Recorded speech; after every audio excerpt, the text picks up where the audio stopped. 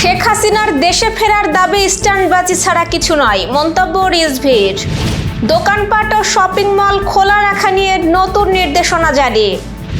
যুক্তরাষ্ট্রের সঙ্গে বাণিজ্য চুক্তি করেছেন আপনাদের পররাষ্ট্রমন্ত্রী, বিএনপিকে আসিফ মাহমুদ।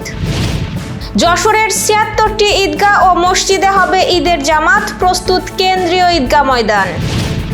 মোরেলগঞ্জ ও কেশবপুরে ঈদ সহায়তার নগদ অর্থ পেল শতাধিক অসহায় পরিবার। পর্দার আড়ালে বাড়ছে ভারত পাকিস্তান যোগাযোগ। কমনওয়েলথ দাবা চ্যাম্পিয়নশিপে স্বর্ণ জিতলেন সাকলাইন। দর্শক, আমাদের রাতের আয়োজনে আপনাদের সাথে আছি আমি স্বপ্না দেবনাথ। শুনছিলেন প্রধান শিরোনাম। এছাড়াও রয়েছে অন্যান্য বিভিন্ন গুরুত্বপূর্ণ খবর। বিস্তারিততে যাওয়ার আগে আপডেট খবর পেতে গ্রামীণ কাগজের ইউটিউব চ্যানেল সাবস্ক্রাইব এবং ফেসবুক পেজ ফলো করে রাখুন। ক্ষমতাচ্যুত সাবেক প্রধানমন্ত্রী শেখ হাসিনার দেশে ফেরার দাবি স্ট্যান্ডবাজি ছাড়া কিছু নয় বলে মন্তব্য করেছেন প্রধানমন্ত্রীর রাজনৈতিক উপদেষ্টা ও বিএনপির সিনিয়র যুগ্ম মহাসচিব রুহুল কবির রিজভী।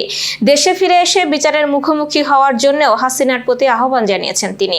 আজ রাজধানীর নয়াপল্টনে বিএনপির কেন্দ্রীয় কার্যালয়ে এসব কথা বলেন তিনি। এদিকে সরকারের গৃহীত পদক্ষেপের কারণে এবার মানুষ স্বস্তিতে ঈদ উদযাপন করতে যাচ্ছে উল্লেখ করে রিজভী বলেন, ঈদে ঘরমুখো মানুষের যাতায়াতে আগে যে নিরাপত্তাহীনতা ছিল এবার তা নেই। সড়কের অরাজকতা মোকাবেলায় সরকার তৎপর থাকায় এবার ঈদযাত্রায় তেমন যানজট নেই।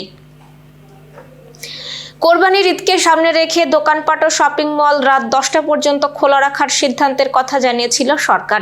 এবার ঈদ পরবর্তী সময়ের জন্য নতুন করে নির্দেশনা জারি করা হয়েছে। আজ বিদ্যুৎ, জ্বালানি ও খনিজ সম্পদ মন্ত্রণালয়ের পিআরও মোহাম্মদ আরিফ সাদেকের পাঠানো এক বিজ্ঞপ্তিতে জানানো হয়েছে, ঈদের পর আবারও সন্ধ্যা 7টায় দোকান, ব্যবসা প্রতিষ্ঠান ও শপিং মল যথারীতি বন্ধ রাখতে নির্দেশনা দিয়েছে বিদ্যুৎ বিভাগ। এতে বলা হয়, ঈদ উপলক্ষে নির্দেশনা অনুযায়ী দোকানপাট ও শপিং মল রাত 10টা পর্যন্ত খোলা রাখা যাবে। তবে ঈদের পর বিদ্যুৎ সাশ্রয়ের জন্য সন্ধ্যা 7টায় দোকান, ব্যবসা প্রতিষ্ঠান ও শপিং মল যথারীতি বন্ধ রাখতে হবে। বিজ্ঞপ্তিতে ঈদ উল আজহা উপলক্ষে নিরবিচ্ছিন্ন বিদ্যুৎ সরবরাহ নিশ্চিত করতে বিদ্যুৎ বিভাগের অধীনস্থ সব দপ্তর বা সংস্থার ঊর্ধ্বতন কর্মকর্তাদের নিজ নিজ কর্মস্থল বা আবাসস্থলের বিদ্যুৎ পরিস্থিতি সার্বক্ষণিকভাবে পর্যবেক্ষণের নির্দেশনা দেওয়া হয়েছে। এতে বলা হয়, সংশ্লিষ্ট কর্মকর্তারা ঈদের ছুটিকালীন যে এলাকায় অবস্থান করবেন সেখানকার বিদ্যুৎ পরিস্থিতি সরেজমিনে পরিদর্শন করবেন এবং প্রয়োজনীয় দিক নির্দেশনা দেবেন। একই সঙ্গে তারা পরিদর্শন সংক্রান্ত একটি প্রতিবেদন সচিব, বিদ্যুৎ বিভাগ বরাবর প্রেরণ করতে হবে। যুক্তরাষ্ট্রের সঙ্গে হওয়া বাণিজ্য চুক্তি নিয়ে বিএনপিকে সরাসরি দায়ী করেছে জাতীয় নাগরিক পার্টি বা এনসিপি। দলটির মুখপাত্র আসিফ মাহমুদ সজীব ভুঁইয়া বলেছেন, এই চুক্তি করেছে বিএনপির পররাষ্ট্রমন্ত্রী, অথচ এখন দায় অন্যদের উপর চাপানোর চেষ্টা চলছে। আজ এনসিপির জরুরি সংবাদ সম্মেলনে তিনি দাবি করেন, চুক্তির আগে তাদের সঙ্গে কোনো আলোচনা করা হয়নি। তার অভিযোগ, 90 দিনের সময় থাকলেও নির্বাচনের মাত্র 3 দিন আগে তাও তড়িঘড়ি করে চুক্তি সম্পন্ন করা হয়। আসিফ মাহমুদ আরও বলেন, বর্তমান পররাষ্ট্রমন্ত্রী খলিলুর রহমান বিএনপির সমঝোতার ভিত্তিতেই অন্তর্বর্তী সরকারের দায়িত্ব পালন করেছিলেন। তাই এই চুক্তির দায় অন্তর্বর্তী সরকারের নয়, বিএনপিরই। তিনি বলেন, দেশের স্বার্থবিরোধী কোনো ধারা থাকলে সরকার চাইলে তা বাতিল বা সংশোধন করতে পারে। পাশাপাশি রাজনৈতিক দায় এড়িয়ে অন্যদের উপর চাপানোর সংস্কৃতি থেকেও বেরিয়ে আসার আহ্বান জানান তিনি। এবার যশোর সহ আঞ্চলিক সংবাদ। পবিত্র ঈদ উল আজহা উপলক্ষে যশোর শহর ও 8 উপজেলার 76টি গুরুত্বপূর্ণ মসজিদ ও ঈদগাহে ঈদের জামাতের সময়সূচি প্রকাশ করেছে ইসলামিক ফাউন্ডেশন। যশোর সদর সহ কেশবপুর, মনিরামপুর, বাঘারপাড়া, অভয়নগর, শার্শা, চৌগাছা ও ঝিকরগাছার বিভিন্ন মসজিদ ও ঈদগাহে সকাল 7টা থেকে 8:30টার মধ্যে জামাত অনুষ্ঠিত হবে। এর মধ্যে যশোর কেন্দ্রীয় ঈদগাহে প্রথম জামাত সকাল 7:30টায় এবং দ্বিতীয় জামাত 8:30টায় অনুষ্ঠিত হবে। এছাড়াও জেলা মডেল মসজিদ, কারবালা জামে মসজিদ ও পুলিশ লাইন জামে মসজিদেও একাধিক জামাতের আয়োজন রাখা হয়েছে। বৈরী আবহাওয়াকে মাথায় রেখে সকল প্রস্তুতি সম্পন্ন হয়েছে যশোর কেন্দ্রীয় ঈদগাহ ময়দানের। পবিত্র ঈদ উল আজহা উপলক্ষে বাগেরহাটের মোরেলগঞ্জ ও যশোরের কেশবপুরে অসহায়, দুস্থ ও নিম্ন আয়ের মানুষের মাঝে নগদ অর্থ সহায়তা বিতরণ করা হয়েছে।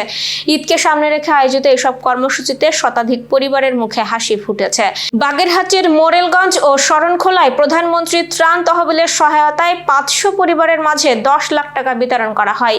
উপজেলা সভাকক্ষে আয়োজিত অনুষ্ঠানে প্রধান অতিথি হিসেবে উপস্থিত ছিলেন অধ্যক্ষ আব্দুল আলিম। তিনি বলেন, জনগণের জন্য সরকারের দেওয়া সহায়তা সহায়তা যেন প্রকৃত উপকারভোগীদের হাতে পৌঁছে যায় সেই বিষয়ে সবাইকে আন্তরিকভাবে কাজ করতে হবে। অতীতের মতো যেন কেউ বঞ্চিত না হয় সেদিকেও গুরুত্ব দেওয়ার কথা জানান তিনি। অন্যদিকে যশোরের কেশবপুর পৌর জামায়াতের উদ্যোগে পৌর এলাকার 100টি অসচ্ছল পরিবারের মাঝে নগদ অর্থ বিতরণ করা হয়। পৌর কার্যালয়ে আয়োজিত অনুষ্ঠানে প্রধান অতিথি ছিলেন অধ্যাপক জাকির হোসেন। তিনি বলেন, সমাজের অসহায় ও নিম্ন আয়ের মানুষের পাশে দাঁড়ানো সবার মানবিক দায়িত্ব। ঈদ উপলক্ষে এই সহায়তা তাদের কষ্ট কিছুটা হলেও লাঘব করবে বলে আশা প্রকাশ করেন তিনি। দুই অনুষ্ঠানে স্থানীয় রাজনৈতিক নেতৃবৃন্দ, সামাজিক ব্যক্তিত্ব ও গণ্যমান্য ব্যক্তিরা উপস্থিত ছিলেন। আন্তর্জাতিক সংবাদ।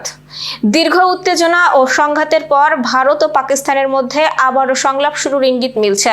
ভারতের প্রভাবশালী সংগঠন RSS এর সাধারণ সম্পাদক সম্প্রতি বলেছেন, পাকিস্তানের সঙ্গে আলোচনার দরজা কখনোই পুরোপুরি বন্ধ করা উচিত নয়। তার এই মন্তব্যকে স্বাগত জানিয়েছে পাকিস্তান। দেশটির পররাষ্ট্র মন্ত্রণালয় বলছে, ভারতের পক্ষ থেকে আনুষ্ঠানিক কোনো উদ্যোগ আসে কিনা সেটা তারা পর্যবেক্ষণ করছে। বিশ্লেষকদের মতে, দুই দেশের মধ্যে আনুষ্ঠানিক সংলাপ শুরু না হলেও ট্রাক 2 ও অনানুষ্ঠানিক বৈঠকের মাধ্যমে যোগাযোগ বাড়ছে। গত এক বছরে মাস্কট, দোহা, থাইল্যান্ড ও লন্ডনের সাবেক কূটনীতিক, সামরিক কর্মকর্তা ও নীতি নির্ধারকদের অংশগ্রহণে একাধিক বৈঠক হয়েছে বলে জানা গেছে। তবে পরিস্থিতি এখনো পুরোপুরি স্বাভাবিক নয়। কাশ্মীর ইস্যু, সন্ত্রাসবাদ নিয়ে পারস্পরিক অভিযোগ এবং সাম্প্রতিক কড়া বক্তব্য দুই দেশের গভীর অবিশ্বাসের কথাই মনে করিয়ে দিচ্ছে। তারপরও আন্তর্জাতিক ও আঞ্চলিক বাস্তবতায় নয়াদিল্লি ও ইসলামাবাদ ধীরে ধীরে নতুন কূটনৈতিক সমীকরণের দিকে এগোচ্ছে বলে মনে করছেন বিশ্লেষকরা। Renaissance hospital and diagnostic centre. রেনেসাতেই মিলছে কম খরচে উন্নত সেবা। তাই নিশ্চিন্তে আমাদের সেবা নিন, সুস্থ থাকুন। Renaissance hospital and diagnostic centre, সদর হাসপাতাল মোড়, দরাটানা, যশোর। দর্শক, শেষ করব খেলার সংবাদ দিয়ে।